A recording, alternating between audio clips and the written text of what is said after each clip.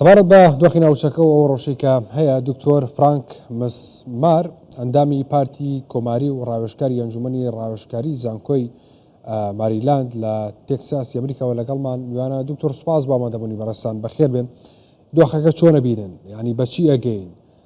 ئەگەینە هێوربوونەوەی دۆخەکە ئەوکەوەی کە ترامپ پەڵێم جەنگە وەستێنم ئەگەینە ئەمە یاخود هێرشەکان بۆ سەرێکتری فراوانترە بێ؟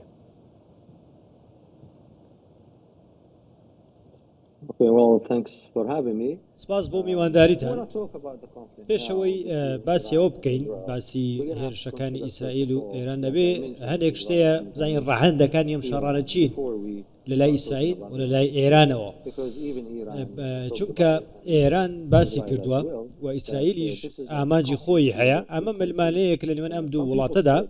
هەندێک کەس پێیان وایە کە لەوانەیە ڕێکەوتنێک هەبێ لە نێوان نەتەنیاهۆ و ترامپدا هەبێ لەسەر ئەمە، بەڵکو ئەمە ململانەیەکی استراتیژی و مێژوویە کە لە نێوان ئیسرائیل و ئێراندا هەیە و دەستی پێکردو، ئێستا گەیشتوتە لووتکە واتە لە ڕووی استراتیژیەوە گەسەیرکەی ئەمە کێبڕکەیەکە لە ڕژاتی ناوەڕاستدا کە تقریبا ئەتوانە بڵێم 45 ساڵ ئەم ململانی و کێبڕکەیە هەیە. بەڵام ئەم ململانەیەی کە ئێستا هەیە ناکرێ وەکو 45 ساڵی ڕابردوو سەیری بکەین، بەڵکو ئێستا ئیتر گەیشتوتە خاڵی بەریەککەوتن، ترۆپکی ڕوبەڕووبوونەوە ململانەکانە. ئایا بەردەوام دەبێ یان نا ئەوەسێتە سەر سیاسەتی ئێران و ئیسرائیل؟ ئێران چەندین جار باسی کردووە، باسی هاوکاری و ئاشتەوایی و باخود هەڵوێستی نێودەوڵەتی دەکات کە دەستێوەردان بکەن و ئیسرائیلیش بە هەمان شێواڵێ ئامانجی خۆمم هەیە، من نەمەوێ ئامانج و مەترسیانەیە کە لەسەر وڵاتەکە و ئاسایشی نیشتیمانیم هەیە لە ناویان ببەم، ئەو کاتە وازی دەیانم، بۆیە هەر یەکە و بەرژەوەندی خۆیان هەیە. باش ئەم ینی گرژواڵە و زیانە یاخود ئەم ناکۆچیانی کە لە ماوەی ساڵی ڕابردووە هەیە تاوەکو ئێستا بەم هێرشانە کۆتایی پێێت یاخود فراوانترە بێ؟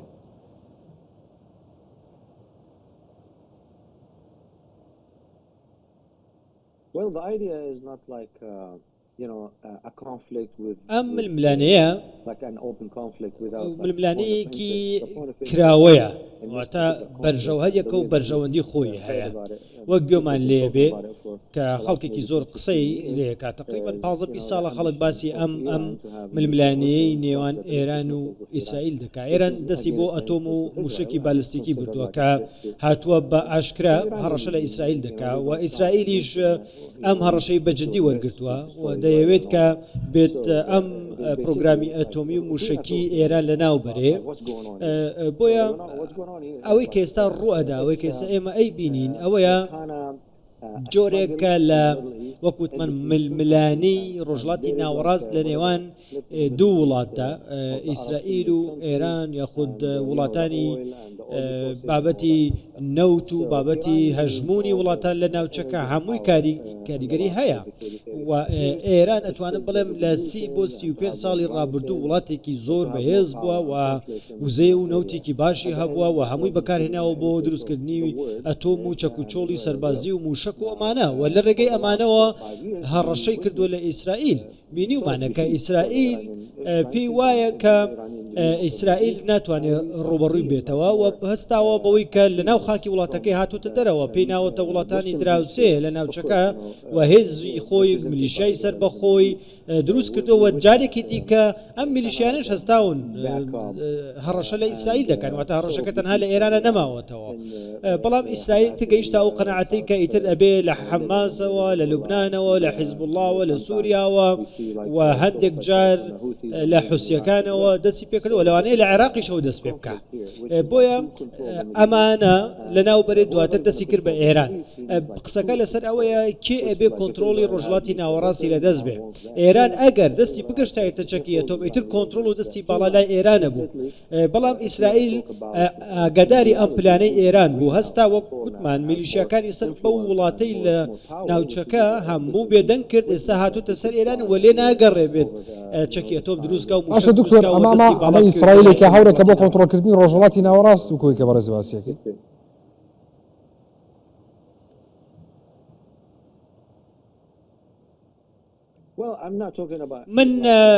من پێم وانە بتوانێت ئیسرائیل ئێستا ئەمەی کە ئیسرائیل دەیکا قسەی دڵی ڕۆژاوایەکانە ئیسرائیل جێبەجێی دەکات واتە ڕۆژئاوایەکانیش نایانەوێت کە ئێران دەستی بکاتە چەکی ئەتۆم و موشک ئەمە شتێکی نهێنی نییە هەمومان زانین کە لە ڕووی دیبلۆماسیەوە قسەی لێکراوە و بەرکەوتنیش هەبووە ڕاگەیدراوی تونند هەبووە هەڕەشە هەبووە لە ئێران چونکە ئێران هەڕەشەی لە دنیای دیموکرات و شارستانی کردووە بەڵام ئیسرائیل هاتووە لە ڕێی کردداریەوە ئەمەی جێبەجێ کردو ئەمە شتێکی سڕی نییە ئەمە شتێکی نهێنی نییە کەس دەیزانێت کە ئیسرائیل دێت قسەی هەڵوێستی ڕۆژئاوایەکانی تەرجەمە کردووە بە شێوەیەکی سەربازی ڕوبەڕووی ئێران بووتەوە و ئەیەوێ ئێران لە وڵاتی ناوەڕاستە شکست پێ بێنێ و ڕۆژئاوایەکانیش ئەبینین کە بەو شێوەیە جددی نین لەوەی کە ئەو شەڕ ڕاگرن چونکە بەدڵی ئەوانە بە گوێرەی سیاسەتی ئەوانەوە نایانەوێت کە ئێران هەژمونی هەبێ بەڵکو بە پێچەوانەوە دەیانوێت ئیسرائیل هەژمونی زیاتری هەبێت لە ڕۆژڵاتی ناوەڕاست بینیمان لە غەزە بێدەنگن لە لوبنان بێدەنگن لە سووریا بێدەنگ بوون لە یەمەن بێدەنگ بوون بەڵام چی ئەمە کۆنتترۆل دەکا دواتر کێ دەسەڵاتی زیاتری دەبێت لە ناوچەکەدا ئەمە شتێکی ترە بەڵام شتێکی گرنگ هەیە لێرەدا دوو قسە هەیە لێرەدا لە ڕووی دیبلۆماسیەوە یەکێکیان بۆ هەوڵێکی ناوخۆییە کە گەلی ئێران گەلانی ئێران کە ڕژێم قسەیان لەگەڵ دەکات ڕژێمی ئەڵێ خۆتان بگرن و وای پیشانداوە کە کەوتونەتە بەر هەڕەشەی دوژمن و ڕۆژئاوایەکانی جارێکی دیکە دێن قسە لەگەڵ گەلانی ئێران دەکەن دەڵێ ئێمە بۆ ئازادی ئێوە هاتوین ئێوە سەرکوت کراونەوە لە زیندانێکی گەورەدانەوە مافتان پێشێل کراوە وەرن لێرەدا ئێوەش هەستن بە هەمومان پێکەوە ئەو ئامانجە هابەشەی هەمومانە کە نەهێشتنی ڕژێمە بەدی بێنین ئایا ئیسرائیل ئەتوانێت تا کۆتایی بەردەوام بێ ئایا ئەتوانێت ئایا لە ناوخۆی ئیسرائیلەوە گوشارێک لە ناو خەڵکەوە دروست نابێ بۆ ئەوەی کە نەتەنیاهۆ ناچارکەن ئەم شەڕ ڕابگرێ و کۆتایی پێبێنێ ئەمانە هێشتا قسەی لەسەرەکرێ بەڵکو ئەمە دوا هیوایە بۆ ئێران ئەوەی کە بتوانێت ئەم هەم وزە و ئەم پارەی کە هەی بووە لە بەرژۆندەکانی خۆی لە کۆنتترۆلی ناوچەکە بەکاری بێنێ باشە دکتۆر ئەم جەنگە هەتاوەکو یعنی بۆ بەرژەوەندیەکانە لە ناوچەکەیە یان ئەم شەڕە ئەم جەنگە هەتاوەکو ئاسی گۆڕینی ڕژێمەکانە ڕوا یاتریا بۆ هەژمونە یعنی ئەم وڵاتە هەژمونی نەبێ ئەمەیان زیاتر بێیان ئەوەیە کە تا گۆڕینی ڕژێمەکانم هێرشانە ڕوا بە سەرێکتر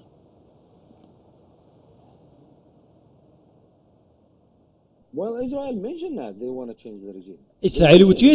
وتوێتی من ڕژێمە گۆڕم و ئەمریکاش ئاگاداری ئەمەیە وتوێتی ئێمە نامانەوێت ڕژێم بگۆڕین ئەمریکا نایەوێت ڕژێم بگۆڕێت چونکە ئاڵۆزیەک لە وڵاتەکەتا دروست دەبێ لە ناوچەکەدا دروست دەبێ بەڵام لەوانەیە بۆ ڕۆژانی داهاتوو ئەگە زیاتر ئێران لاواز بوو لە ڕووی سەربازیەوە ئێران داتەپی ئەو کاتە لەوانەیە ڕۆژاوە و ئەمریکا و ئیسرائیل قسەیەکی دیکە بکەن لەوانەیە تا ئێستا قسە لەگەڵ کوڕی شاکراوە حازر کراوە و هەندێک پەیوەندی هەیە لە نێوان ئیسرائیل و کوڕی شا کە لە دەرەوەیە لە ئەژی بۆیە پلانێکەیە ئایا ئەو پلانە وا دەچتە پێشەوە من پێم وایە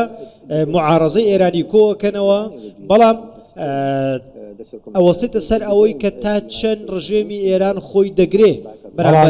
بەڵام کاژۆر ینی تۆ بینی رووسیا و چین دۆست و هاوپەیمانێکی باشی ئێران ینی ئێران قسەی لەسەر لەلایەن ئەمریکاوە کە هاوکاری سەربازی رووسیای کردو لە شەڕی ئۆکرانیا پێ دوایە ئەوە ئاسان بێت کۆنتترۆل کردو لادانی ئەم ڕژێمە بۆ شێوەیە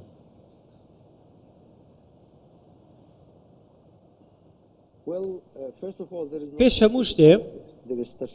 لە سیاستدا هاوڕێی هەمیشەیی نییە بەرژەوەندی هەمیشەیی هەیە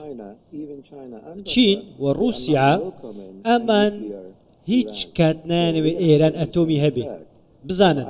ڕاستە دۆستن بەڵام نایانەوێ ئێرانێک کە بێ چەکی ئەتۆمی هەبێ و باوەڕ ناکەم نەک ئەوان هیچ وڵاتێک لە دنیادا نایەوێت کە ئێران چەکی ئەتۆمی هەبێت وەکوتم دۆستی استراتیژی نییە بەڵکو بەرژەوەندی استراتیژی و هەمیشەی هەیە ئەکرێ لە ڕووی تەکنیکیەوە بە شێوەیەکی کاتی ئامانجی هاوبەشیانە بێ خاڵی هاوبەشیانە بێ بەرژەوەندی هاوبەشیانە بێ بەڵام من پێم وانە رووسیا و چین پێکەوە دۆستێکی هەمیشەیی بن و هیچ کاتیش نابینی بێن لە ڕووی سەربازیە و لە ڕووی پراکتیکی و کرداگریەوە بێن دەستی ئێران بگن و پاڵپشتی لێ بکەن لەم شەڕەدا کە تا ئێستا نەیان کردووە دانوستانێکی زۆر هەیە لە ئەمریکا قسە ئەکرێ بۆی کە چۆن ئەم ململانەیە کۆنتترۆل بکەن و چینیش لە چەندین پێناسی گومرگی بەسەردا سەپێراوە پێم وایە زیاتر گرنگی بە ئابوووریەکەی خۆی دەدا زۆر دەیەوێت کە جێپی خۆی لە ڕۆژڵاتی ناوەڕاست قایم بکە بەبستم لە چینە ئایا چین دێت ئەم بەرژەوەندی ئابوووریانەی خۆی ئەکاتە قوربانی ئێران من پێم وانە چونکە لە بەرژەوەندی ئێراندا لە بەرژەوەندی چیندا نابێ بێت لە ڕووی سەربازیەوە بێت ئەم کارە بکە دەبینین ئەگەر نەوتیش بەرز بێتەوە ئەمە لە بەرژەوەندی چین نابێ زۆر باشە ینی عێراق هەیە کاک دکتۆر عێراق چۆن ئەتوانێت بەرژەوەندیەکانی خۆی لە ناو ئەم جەنگەیە بپارێزێ ینی خۆ دەزانی دراوسێ و دۆستێکی باشی ئێرانە چۆن ئەتوانێت بەرژەوەندیەکانی خۆی هاوڵاتیانی خۆی سەروەری خاک و ئاسمانی خۆی بپارێزێ و بێلایەن بێت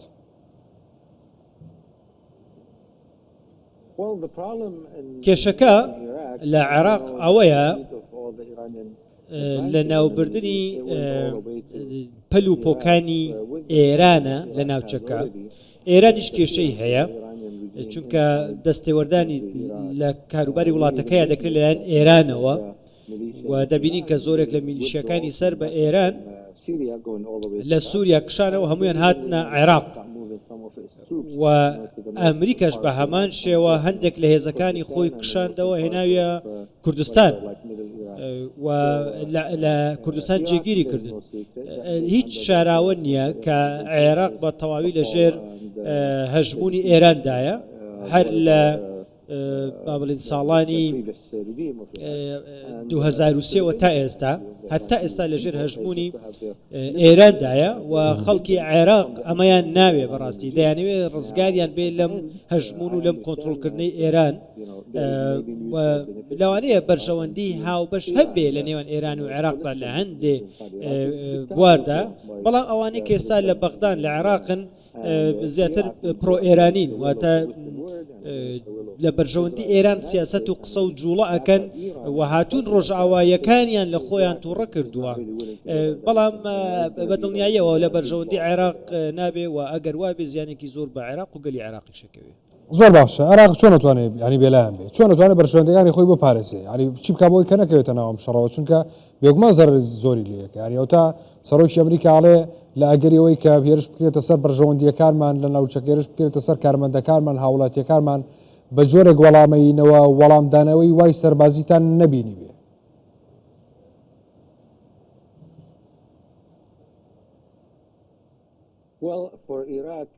عێراق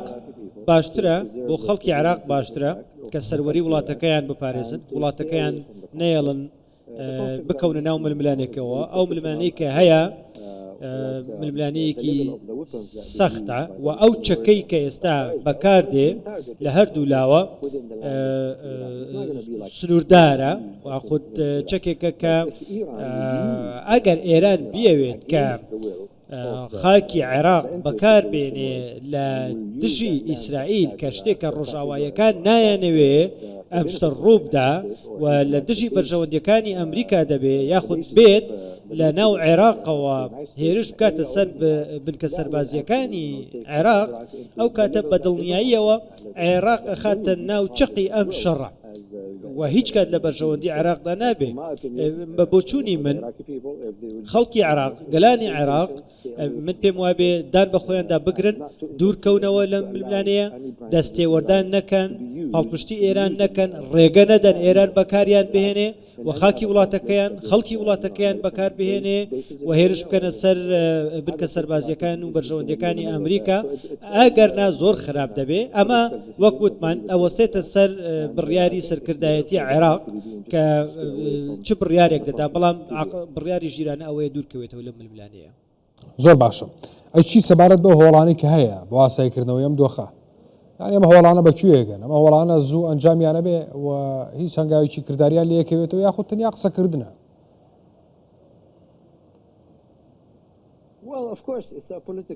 بە دڵنیاییەوەمە هەوڵی سیاسی و دیبلۆماسی